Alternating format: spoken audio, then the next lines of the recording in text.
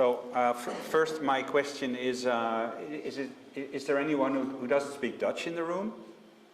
So, great, it will be a lecture in English. Second question is Kester Frederiks in the room?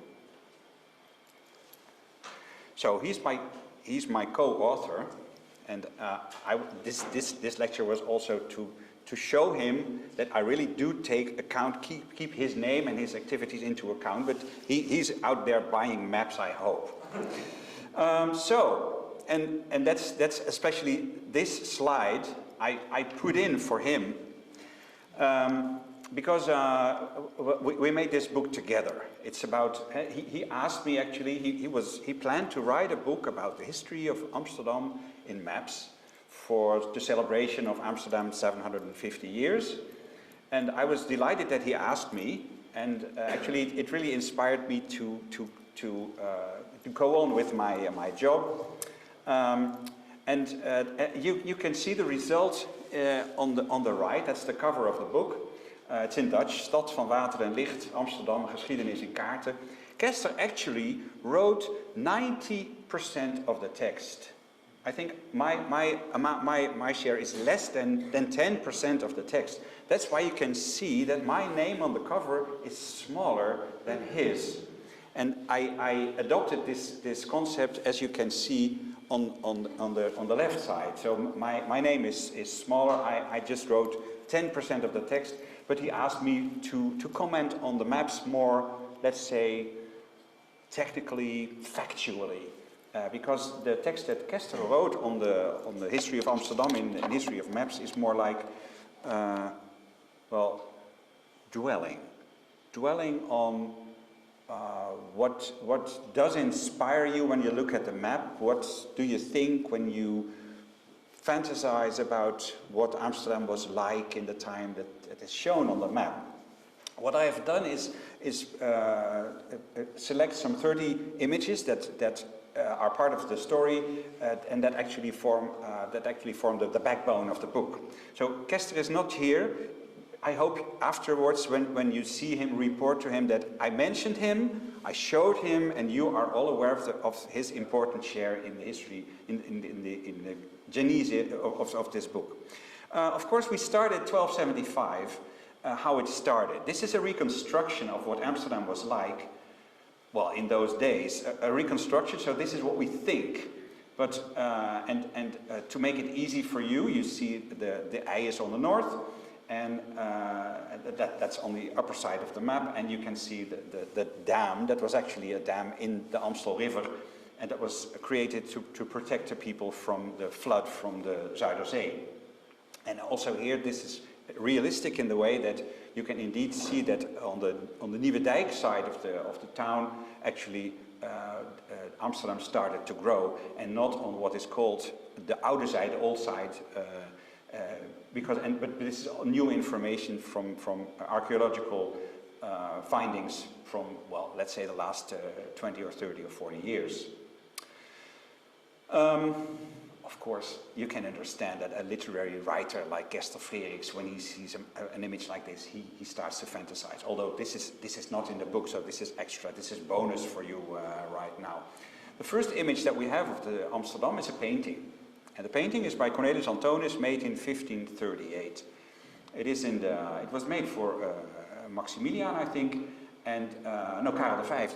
And it is in the Amsterdam Museum now. So the painting actually never reached him, but we're glad it's still here. It was damaged during a fire in the city hall, but it is still in town, and we can still take a look at this. The problem with a painting, I think a painting is not a map.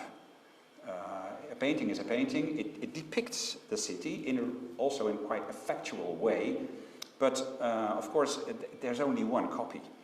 And I think that was the reason, because it provoked quite a reaction. People liked the image, people liked the way Amsterdam was depicted, and actually it became quite popular. But when a painting becomes popular, in this case, actually a reproduction was ordered, and in the mid of the 16th century, a reproduction was a woodcut. So 6 years later, there we have this woodcut that is actually what is the famous Cornelis Antonius map, the first map of Amsterdam. There are maps that are older than this one on which Amsterdam is mentioned, but that is not a map of Amsterdam. That is something else, a map of Europe or the Netherlands or the north of Europe. The oldest one that we have in the collection at the Allard Pierson, I think, is from 1520, which is a Ptolemy's atlas with new added maps. And there you can see Amsterdam real very earlier than the woodcut map by Cornelis Antonius. I show this map very often, not the real one, but a reproduction. And we have a nice reproduction in Amsterdam. We show this to students, and it's in 12 sheets of paper, and I ask people to make the puzzle, and this always inspires my students or other people that I give presentations to, and it also makes clear that it makes clear that the city had a wall around it. But also you can talk about the specific details that have to do with the woodcut technique, which is quite different from the technique that was later adopted with copper engravings. The story of what is north, what is south, why the city is depicted like this. All these things are very much come at the table when we talk about this reproduction. My colleague Bram van Nieuwenhuizen used this map with his students in a lecture in 2020, where the map was analyzed, and they did this with, of course, new techniques. Marissa, who is present here, was one of the students that was in charge of this series of lectures, and they analyzed actually the use of space in town in the time of Cornelis Antonius, and with colors, so you could analyze what is the way that people used the town in those days. To give you an impression, you see here on the right side the colors. On the left side it is black and white. There is a colored copy of the Cornelis Antonius map that is in the collection of the KOG, which is in the Rijksmuseum. All the others are in black and white. But of course, this is really very nice to look at. I go back to this one just one moment to make clear to you that we do know different states of this map. There are different versions, but the differences are all only in the text. It is with woodcut maps very difficult to adjust the image. So I think it might even be the situation that there was a hole in the woodblock in which a block of text was added. But the image doesn't change, because we do know that over the course of some 100 years this map was reprinted, which means that also in those days people were already interested in historical maps. The Cornelis Antonius map was quite popular from the beginning, and therefore I like to show you this copy that was made also in the 16th century in the Braun and Hogenberg town books that started to appear from the second half of the 16th century. It is the similarity with the Cornelis Antonius map. Here you have the Cornelis Antonius map, the one that was used by the students, but you can see the similarity nevertheless is quite clear. This proves that the map by Cornelis Antonius was adopted by other map makers, and they did not bother to go to Amsterdam again, do new measurements or make a new image. This is some 30 or 40 years after Cornelis Antonius made his map, but it's a genuine copy. And this says something about the quality of the map maybe, but also of the techniques that map makers used to adopt in those days. It, of course, reflects history Like I said, there was a wall around town. You could see the ships. You could see that the Amstel really went through town. So the historical situation is quite appropriate, and therefore this map is used by historians all the time. So therefore, of course, we used this map in the book on the history of Amsterdam.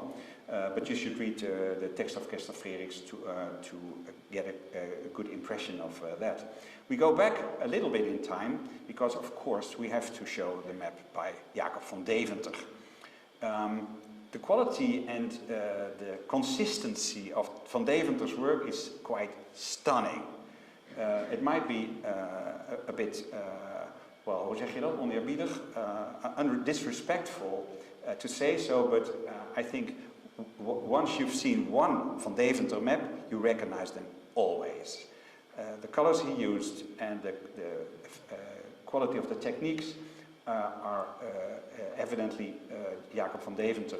For those who do not know the story of the maps, Van Deventer worked actually for the Spanish king, and he drew maps of more than 200 towns in the Low Countries somewhere in the second half of the 16th century.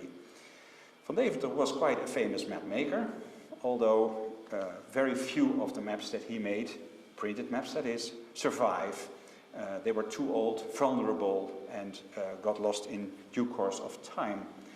But these maps of Dutch towns actually were never printed. They are all drawings or designs or concepts, and they were made for the Spanish king.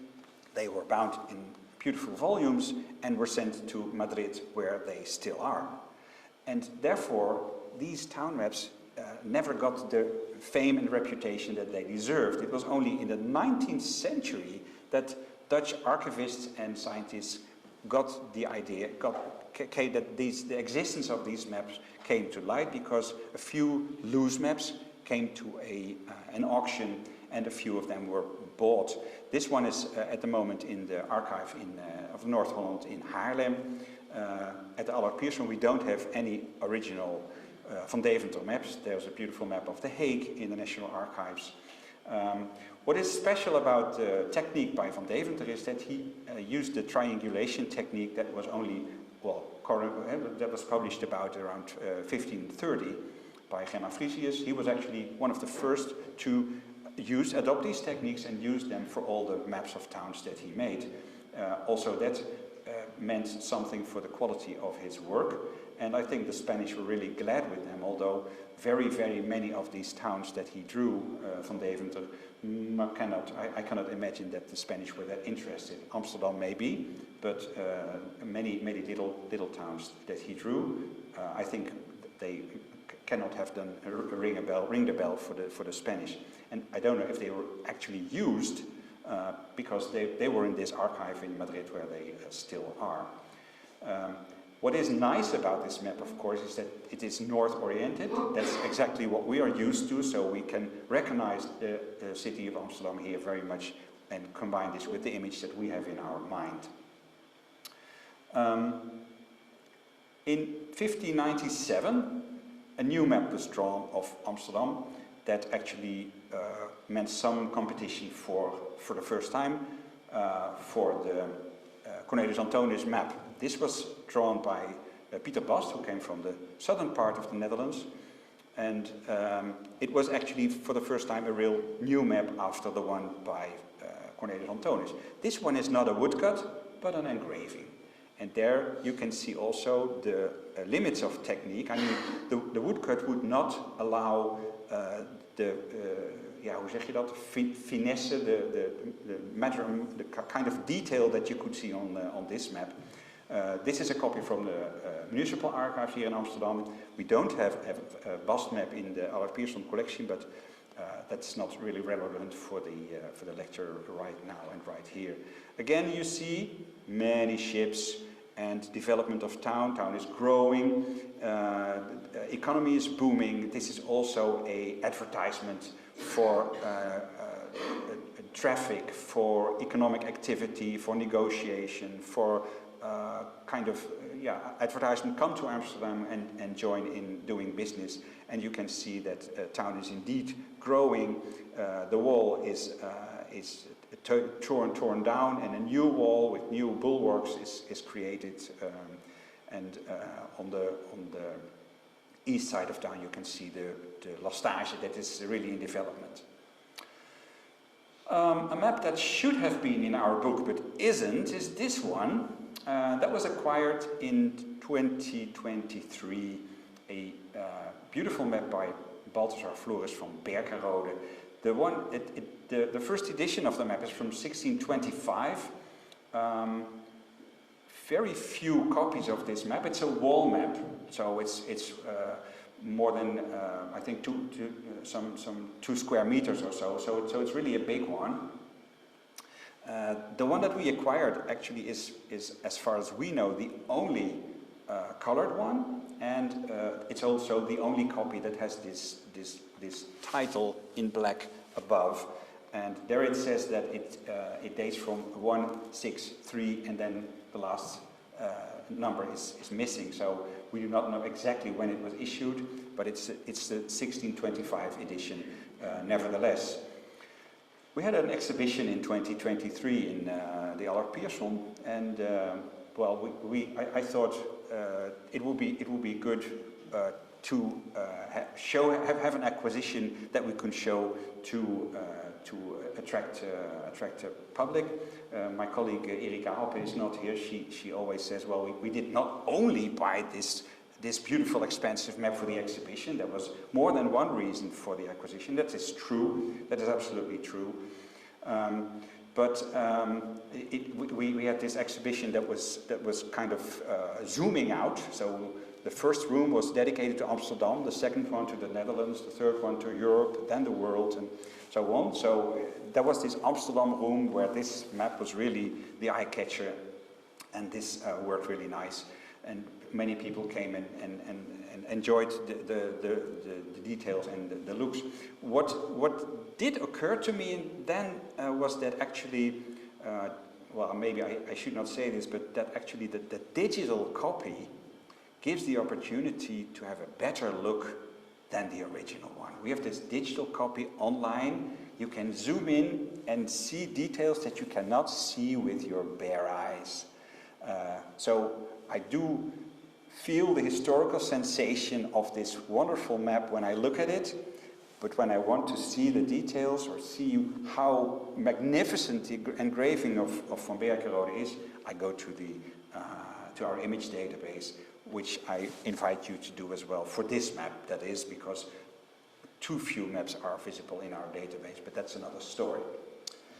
There are different states of this map that were issued later on, and from those we know that many parts of town that are still empty here are filled up with houses or other buildings, and the quality of that engraving is less detailed than the one by Van Berkenrode. So less is more, yes, but more is less as well, because here we have less houses, but the engraving quality of Van Berkenrode is better.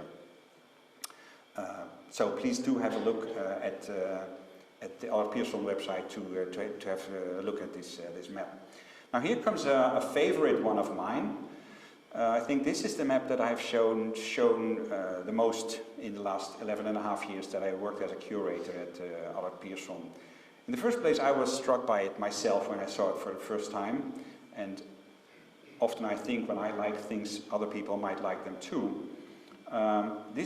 It looks like a quartet, that's what I call it, but actually you see Amsterdam 5 times. There is this, kan ik hiermee iets aanwijzen? Ja, maar de muis zien de mensen niet. Zien jullie dit pijltje? Nee, ik ga het gewoon even zo aanwijzen. It looks like that it's 4 images, but actually it's 5 times Amsterdam. So 1, 2, 3, but there you see Amsterdam twice. So, and that is what I always say. These the one in the left upper corner is actually 2 images of Amsterdam. It says 1342 and 1400. But in those days, nobody could make this kind of map. And when this map was made in the second half of the 17th century, nobody knew what Amsterdam looked like in 1342. So what we look at is like educated guess, fantasy. And as we started the lecture, you saw that Amsterdam started to grow on the Nieuwe Dijk side, but here it is clear, well, it's north is down, but believe me, the image suggests that the Warmoestraat is actually the first place where they started building, which is actually not true. Although it is true that the Oude Kerk aan de Warmoestraat is the oldest building in town, so I understand how this mistake came to be. The second one, so the upper left, there you can see that the Dam in the Amstel is actually too far north. The Dam has always been opposite Town Hall, and if you look at the detail, you would see that the Dam is not opposite Town Hall, but a bit more north, which is not true as well.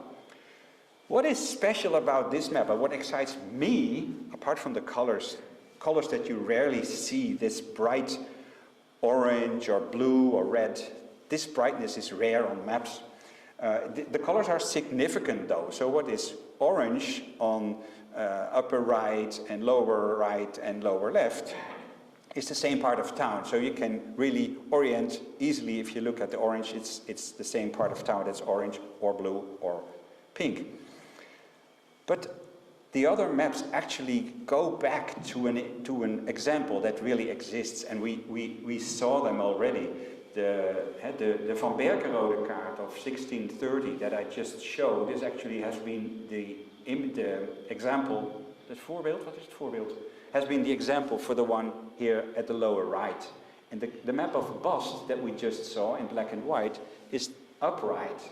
And the Cornelis Antonius map you can see lower left. So all these maps have been in the minds of the map maker in the second half of the 17th century. They were adjusted, they were made to the size so that they would all fit into this image with these 4 squares. And this was made because the plans were in development of finalizing the girdle of canals in Amsterdam. And so the map makers thought people will be interested in the stadiums before that, and therefore this ensemble was made, and many map makers did actually produce this. It was really popular, and so there's a big amount of copies of this map, or they used each other's copper plates, or indeed they copied the image, but this ensemble was really very popular, and I still like it very much, and I hope you do as well. The copy that you see here was made by Frederik de Wit. You can find this in an atlas that was made by the Ottens brothers, who had their office at the Nieuwe Dijk. The Ottens atlas was made around 1725. 1720 then. So the girdle of canals is finished. This was a map made in London, and we think also this is part fantasy and part copy. The map maker in London has not been, well, you cannot see the details, I'm sorry, I should have taken another image maybe, but the gardens really have details that cannot have been drawn by Parker in London, but it makes clear that also in the beginning of 18th century, also in the rest of Europe, they were interested in the maps of Amsterdam. To make you feel at home, I thought let's show a building where we are now. This is an image that we found on the internet. We used it for our book. It comes from the map dealer Meffert and de Jonge, who is present here. He doesn't know that his name is mentioned, but we were grateful that we could use the image. But you can see the building where there's the Scheepvaartmuseum right now. Really nicely colored, and the Oosterkerk in the back, and yeah, well, this gives an impression, of course, of the again enormous amount of ships that you can see on the left side of the image that are in front of the building, and that shows something about the entrepreneurship that was going on those days in Amsterdam. Nou, kijk eens aan. Dag Truusje, welkom. What is really special is the Albrecht Atlas. This cannot be known to too many people because this is actually only available as a manuscript. It was not printed. And the Albrecht Atlas actually is, well, it gives an impression of what we call in Dutch the burgerwijken. Amsterdam's sort of kind of citizen neighborhoods or citizen quarters or something like that. Here you see neighborhood number 1, and the orange color gives the precise region where the vaandrigs, the captain and the lieutenant and the vaandrigs, whose names are mentioned down there, took care of public order. Amsterdam was divided in some 50 of these neighborhoods, and of quite a few maps were made. This is called burgerwijkkaarten or citizen neighborhood maps, and these maps are absolutely unique for Amsterdam. Now the point is, there were some 50 of these neighborhoods, but not of all the neighborhoods maps are still available. So some probably were never made, some maybe got lost. The great thing of this Albrecht Atlasje is they're all in there. But it is a manuscript, so this did not get really very famous. Nevertheless, we like to show this, and we use this of course for these burgerwijkkaarten because it has them all in this little booklet, and the colors are really exciting. All the images are nice. I have not all the images for you, but I promise you, you should come and take a look. It's not a big book, but it's really nice. Here is another one, and again I choose this one because the building where there's the Scheepvaartmuseum right now is on the screen. Als je nu you see the S of Slans dock, and then you go a bit up and there's the Scheepvaartmuseum. Yeah? So there's the central station, the building with the red brim around it, that's the Scheepvaartmuseum. Here we have the Oost-Indisch Compagnie magazijn, collapsed in beginning of the 19th century, so there's no trace of that one. Actually, I learned that only when preparing this presentation. I felt so embarrassed, actually. But I hope you agree with me that the colors are nice. This is a manuscript atlas that was bought at an auction in 1960. The collection of Dreesman was auctioned in 1960. More than 6,500 Amsterdam-related items were bought by the municipal archives.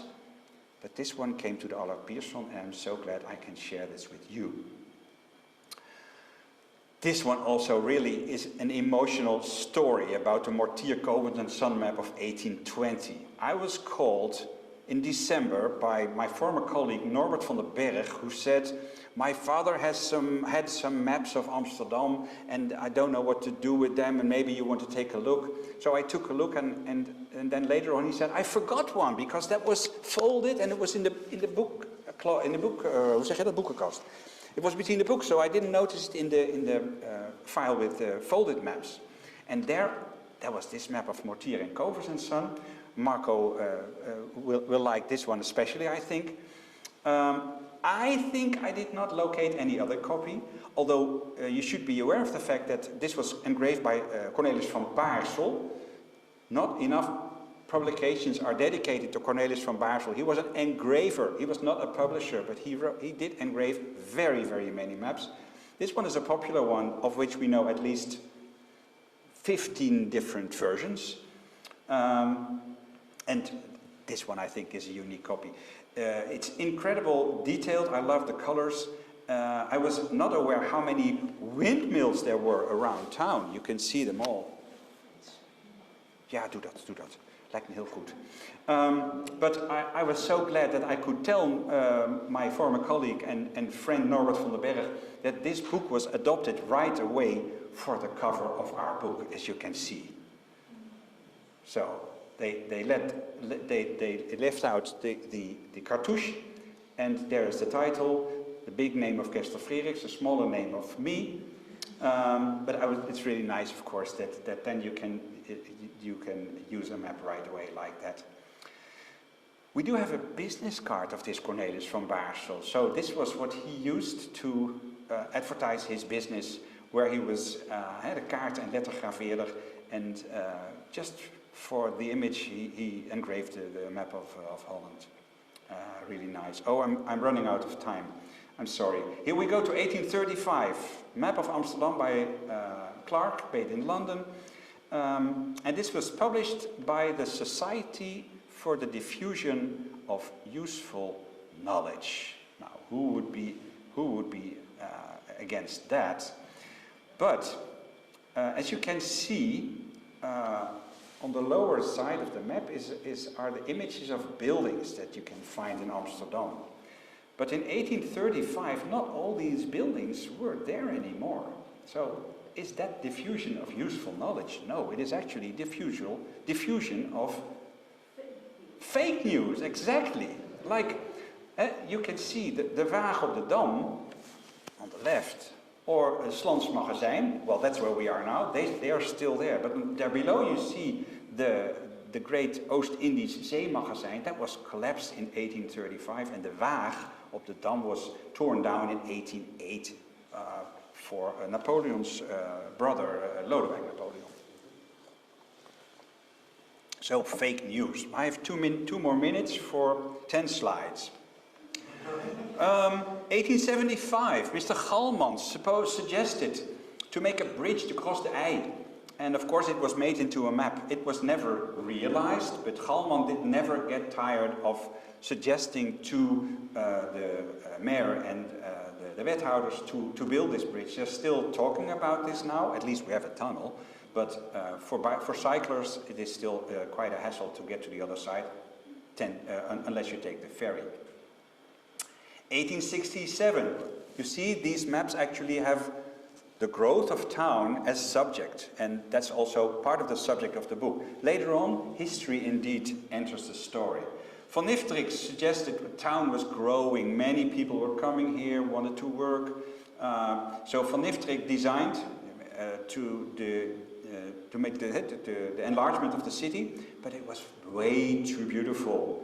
Big houses, many green parks, not enough houses for poor people, so this plan was not adopted. That's also a very inspiring part, you may all know this, of old maps, that they show things that never are, were, or going to be. So kind of fake news, yes and no. But it was planned fake news. Historical map of Amsterdam, really complicated. This map wants to tell many stories. Here again you see the significant colors that correlate with a certain time in which the town was built, but also you can see how outside the girdle of canals new neighborhoods already are designed, and you still see the outskirts and the pastures and waters that were surrounding Amsterdam. This map wants to show too many parts. Oh, and look at this one. There was no place on the map for this triangle, but you should add it over there. Happens a lot. It happens a lot, even now still. But so they use the space. And then there comes Berlage, 1915, 1916, Plan Zuid, really beautiful colors. Also, this one is partly realized, partly not. So you must be aware that you look at an architect's dream in this one, because it's not realized, at least not all of it. So when you look at plans of architects, be sure that you don't miss, that you don't look at what is built. Later on, check what actually came to be. Here we have Amsterdam Noord. Of course, Kester wanted to write about whole town, and Amsterdam Noord also always feels a little bit ignored or neglected. So we made sure that Amsterdam Noord was in this book. A booklet that was actually acquired last year via internet, because I found out it was quite a rare little booklet by De Moor with maps of Amsterdam. They all have real nice size. It's not a huge map of Amsterdam, no, it's 5 leaves. And the way you can study the detail on these leaves is really, really very nice. When we got it, when it arrived, it contained some extras, which was also a little, well, I did not photograph that one, but the extra was a little leaflet that was made in 1942 and that announced the renaming of street names in Amsterdam. 1942, renaming of street names, all relating to people from the Orange family or Jewish people. A little leaflet, only one small thing, black letters on white paper, but very significant and very, well, realistic and cold in a way, but the whole history goes behind this. And that's a little bridge to the 1941 dot map. There's only one copy of this one. It is actually a genuine Amsterdam map, but it was made by Dutch, in the Dutch town hall, by Dutchmen, and every dot stands for 10 Jews. And so actually this was kind of, well, it showed where Jewish people lived, and in 1942 when the deportation started, it's thinkable that Germans used this, and at least you can see where Jewish people did live together, were concentrated. And also this is a horrible example of how a factual document can actually be a representation of history that, yeah, well, is really shocking, of course. Back to the years after the war. This was actually a favorite of my co-author Kester, the plan Kaasjager. Of course, for Dutch people, the name Kaasjager is really appealing. It means cheese hunter. I mean, what a strange name is that, Kaasjager. But Kaasjager planned to close, well, I don't know, what's actually the word in English for het dempen van grachten? Sorry? Ja, maar hoe vertaal je dempen? Wat is dempen in het Engels? So they wanted to fill up the water. And this plan should give much room for cars. So this actually provoked protest, and I think the plan Kaasjager was never realized, and we should be happy for that. In 2024, almost last slide. In 2024, Bram van Nieuwenhuizen and Joeke van Nette from the University of Amsterdam gave this lecture to students about map making. They came from all over the world, and they got this assignment to design a map about something that interested them or kept them busy or had their attention. And the themes were really very intense, I think, many times, about femicide or about gender issue, about ignorance, about the ignorance they had about many countries in the world. And Bram said, well, the students made maps in little groups. Would it be an idea to add them to the Allard Pierson collection? And I thought, well, let's first take a look. What would it be like? But then I heard their stories, what they had in mind, and I thought it was really great. And this one, Amsterdam, they didn't know how to write, to spell, but this one is about how the city is a trap for tourists. And well, I thought it was fantastic. And the other ones are great too, about music, other kind of things, real nice. And they were so happy that they were okay with reproduction of this map, but they were so proud that their products came in the collection of the University of Amsterdam. They even asked if they could mention this on their LinkedIn profiles, that they had a map that was kept in the University Library of Amsterdam. Now, 2050 is the future. This is in a great book that was produced by Amsterdam, the town of Amsterdam, for anyone that's interested. So this is not a USB stick with a PDF on it. No, you can go to the town hall and ask for the book, where you can see all the maps and images about what Amsterdam will be like in the future. And well, I very much invite you to do so, and I hope that we meet in 2050 to see what it came to be. And I thank you for your attention.